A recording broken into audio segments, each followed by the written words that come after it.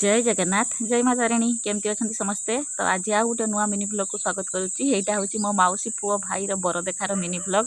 ये मौसी आमर सान भौणी माने बरर माँ आउ भौणी रेडी हो जाती समस्ते। आम जेहेतु बर देखा समस्ते पलि आसलु आगु।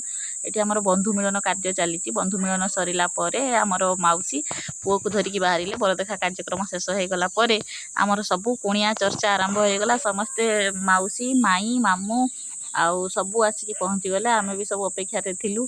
आस सारा समस्त जाके बसिक सब दुख सुख चली गपसप चली थटा मजा चली। ये आमर सान माई ये मौसी ये मौसी झील सेपटे भाई तो समस्ते अच्छा बहुत दिन पर समस्ते एकाठी होगी बहुत खुशी।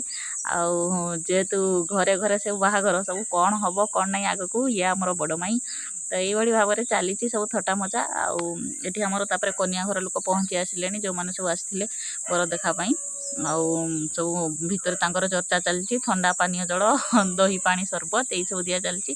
से समय हठात बहुत जोर वर्षा उठिकी हठात वर्षा पकईदेला कि जहाँ भगवान दयार वर्षा कटिगला वर्षा एत है। तापर समस्ते 2-3 पीढ़ी खाई सारा आम ये बस जाइचु। आम ये कहूँ कौन आम खाली भात डाली शुखला शुखला खाई पठेदेव ना कौन आमर आर आइटम कहीं। तो ये माँ बस पुओ मुझे बड़ मामू अच्छा तो ये भाव में आम सब कथबार्ता चलचे पुणी बाहागर आ समस्त देखा बोली एमती कथा आप विदाय नौ।